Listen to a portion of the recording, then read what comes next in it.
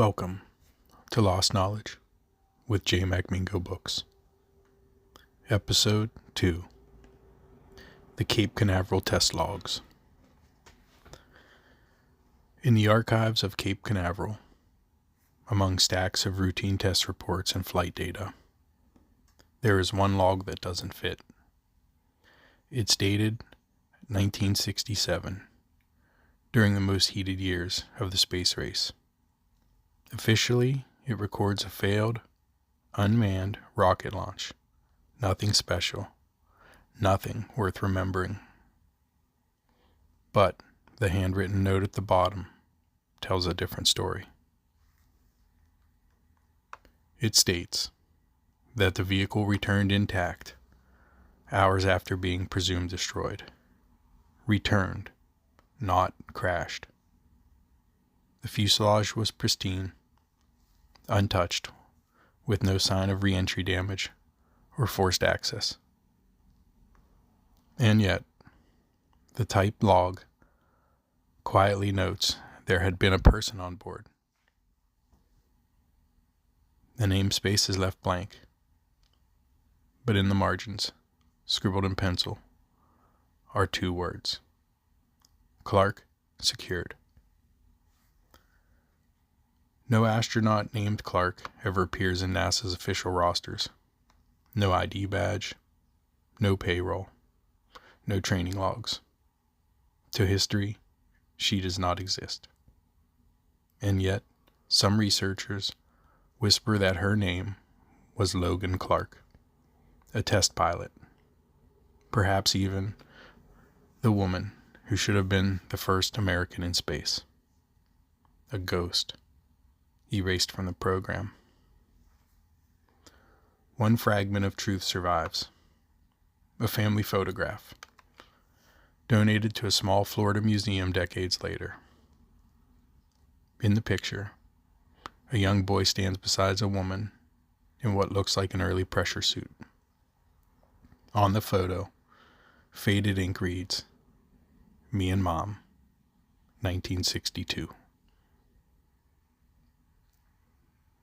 The boy would later tell a friend that his mother vanished when he was 6, that no one in his family would ever speak of her, that even his school records were altered to list mother deceased during birth. And then he never spoke of her again. The strangest part isn't just a missing woman. It's what the logbook notes about the vehicle itself.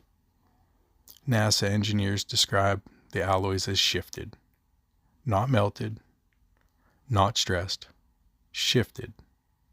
Rivets misaligned with drill holes, panels displaced, as though the rocket had been dismantled on an atomic level and imperfectly put back together.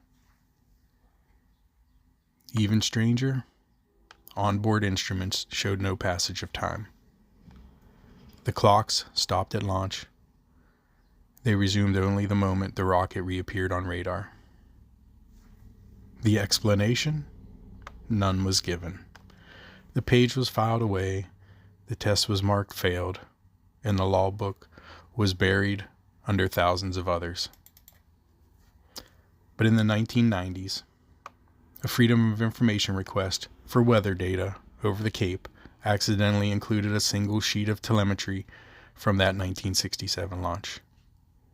At the bottom was a chart labeled Resonance Event. The graph showed a violent spike, one not tied to engine burn, atmospheric pressure, or any normal phenomenon. Beside it, a handwritten note. Phase variance detected. Recommend suppression. Suppression. So who was Logan Clark? Was she a secret test pilot, trained for a mission never meant to exist? Did she become the first U.S. woman in space, only to vanish into the same anomaly that distorted the rocket? Or was her entire identity fabricated, created only to fill a margin note in a log that should have remained blank? What we know is this: the test was real.